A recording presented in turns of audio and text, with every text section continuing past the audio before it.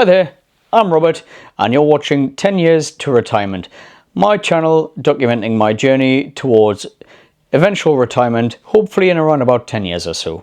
Now, I know I touched on it previously in other videos, but our eventual retirement goal is to retire abroad.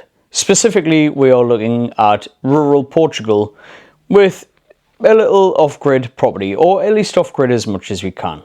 So I just wanted to do this video to give a little bit more details on those plans, add a little bit more flesh to the bones if you like. Just like I say, to keep everyone up to date with what we want, what we hope to achieve, and then, you know, hold us to account, see if we get there or not. So like I say, myself and Laura, we've always dreamt of living abroad. Even when we first got married way back in 2005, on our honeymoon, we were looking at properties overseas then, and even though we were in our early 20s, we were still discussing the possibility of retiring abroad way back then. Obviously, that was 20 years ago, like I said, half a lifetime ago for us. But while a lot of things have changed over the years, the goal to retire overseas has been pretty constant. So I know some people are saying, why 10 years? You know, why not now? You're doing a channel about retirement. Why so far away in the future? Well, there's several reasons. You know, trust me, if I could afford to retire abroad right now, I would go. But it's not just about the money as well. It's about life circumstances as well. Like I say, if everything was kind of perfect, if you like, I'd be gone tomorrow. But there's several factors in life that are currently keeping us from moving abroad, from achieving that goal.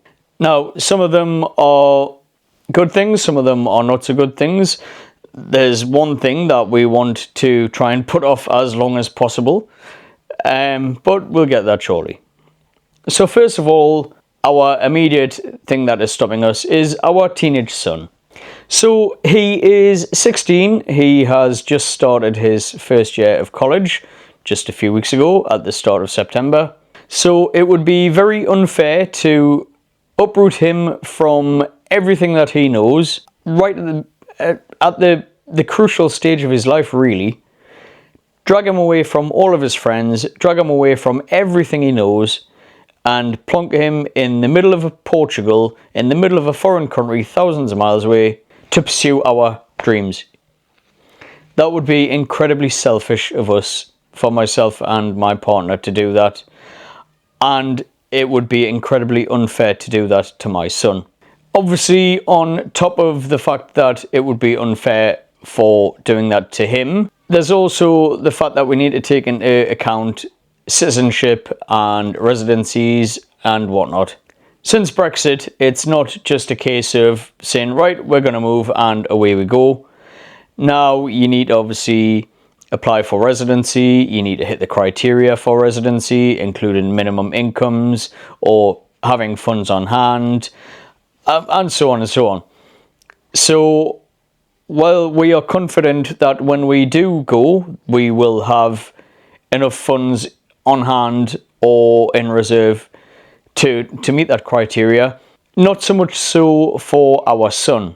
So obviously, like I say, he's 16. In a few years' time, obviously he's going to be legally an adult, and as far as the Portuguese authorities would be concerned, he has to then fend for himself financially and stand on his own 2 feet.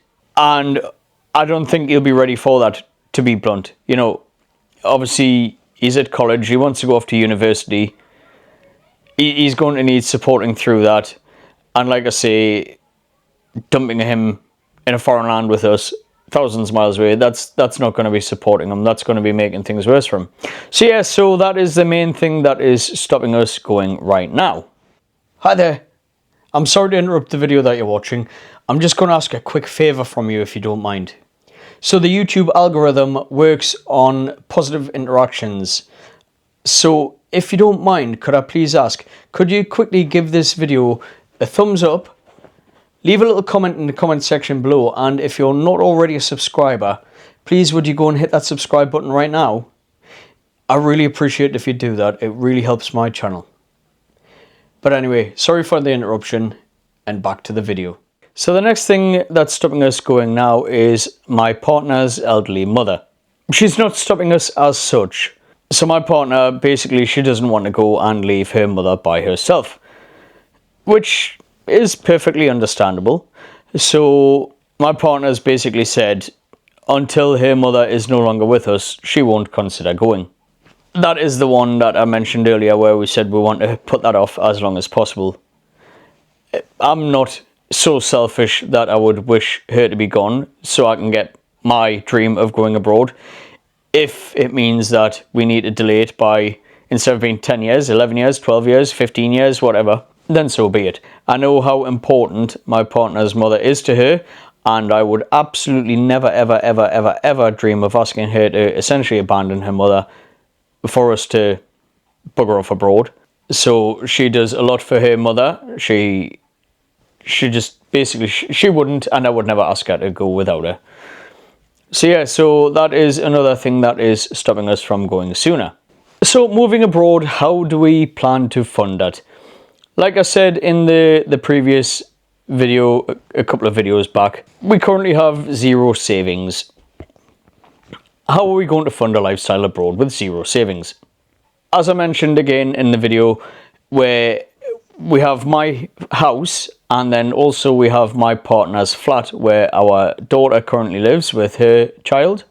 So the plan is we are looking to sell the flat once the mortgages are cleared off, once the mortgage on the flat and the house are all gone.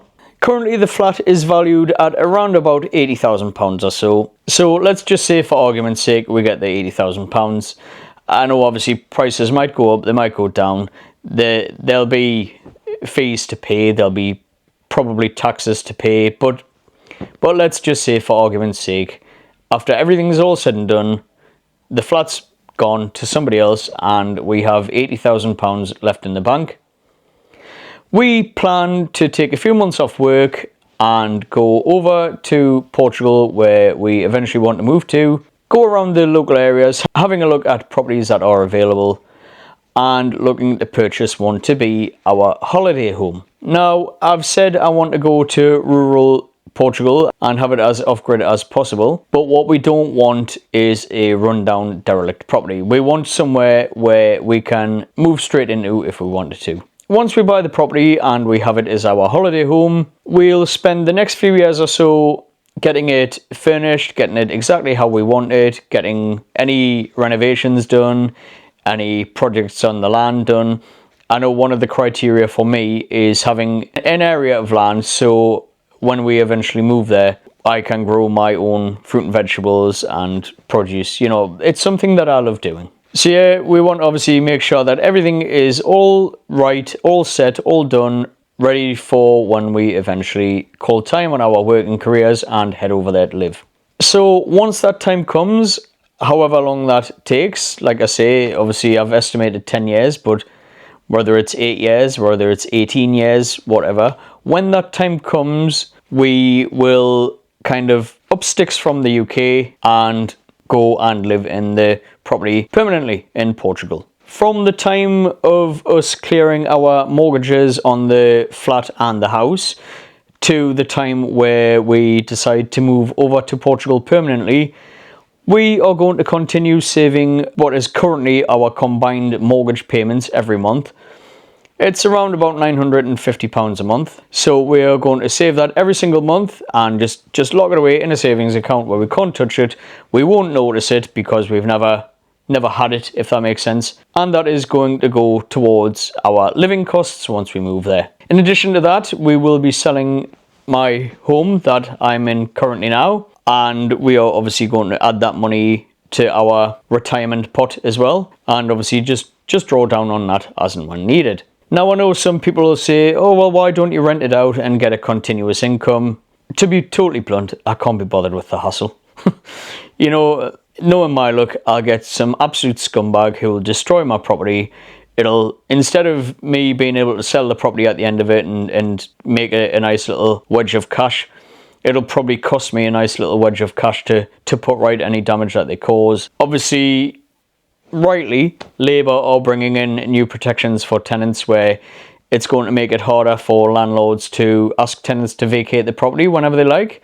Like I say, I am somewhat supportive of that because although it is the landlord's property, it is the tenant's home, and I do think it's quite unfair that, to a certain extent anyway, that someone could just send a quick letter to you and say, right, thank you for paying off my mortgage, now get out of the house.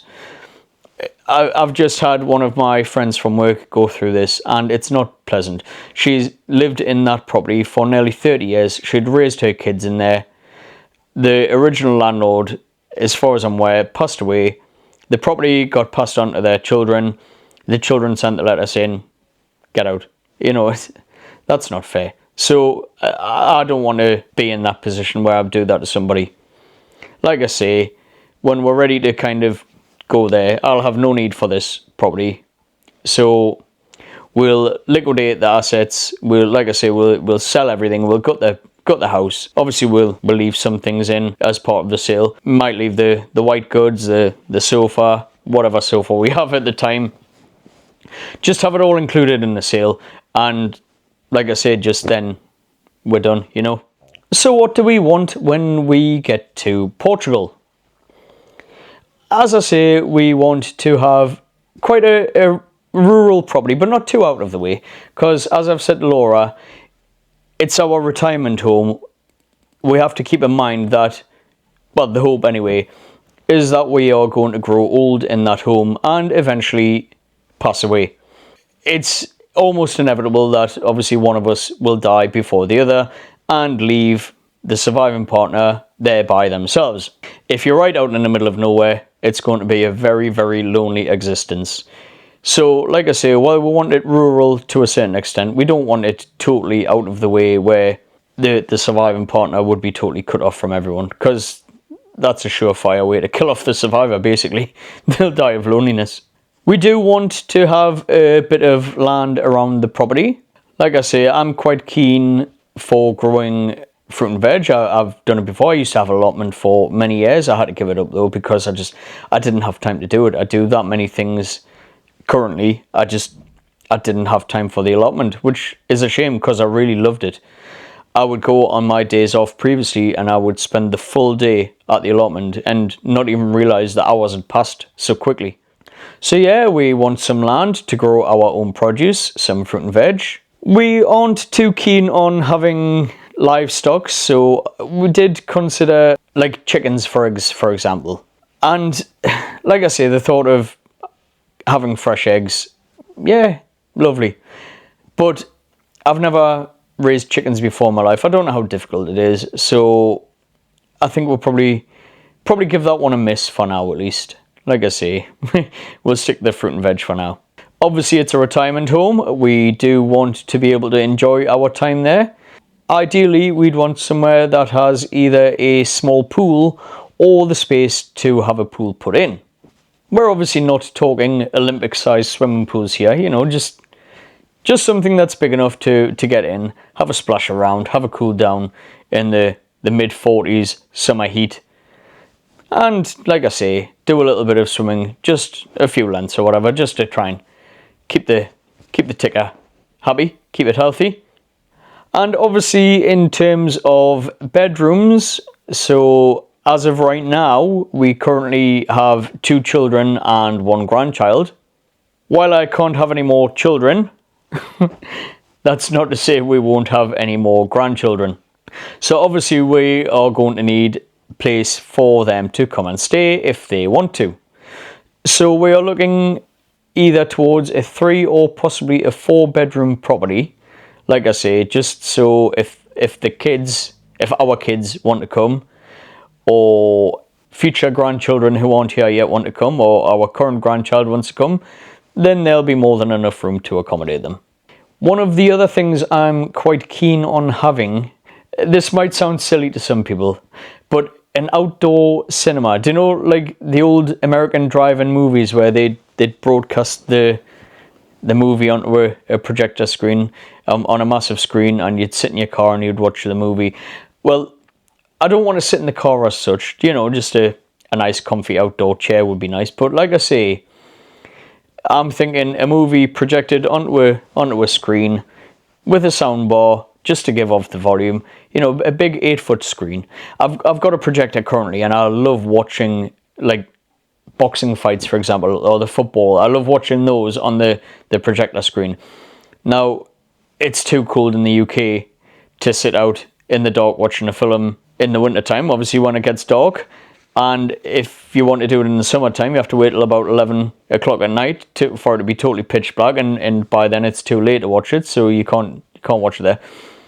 Over in Portugal in the summer, obviously, because it's closer to the equator, it gets a little bit darker a little bit quicker, and obviously it's warmer, so it's perfect for sitting out in. So like I say, the thought of doing that, sitting outside watching a movie on a big screen, I love the idea of that. And relatively simple to make. A few posts into the ground, put a frame on it, put a few sheets of plyboard on it, paint it with a good exterior gloss paint, and you've got your projector screen. I've got a projector, but that's 2025 technology. So when we retire, I mean, who knows what technology will be available then. Like I say, my current thought is a projector, DVD player, and a soundbar. Again, I'm old school. I've got DVDs. I've got hundreds and hundreds of DVDs. When I mentioned DVDs to my neighbour, they laughed at me and said, "Who still has a DVD player?" Stupidly, I thought everybody had them, but clearly not. Like I say, in this Netflix world, I'm one of the minority.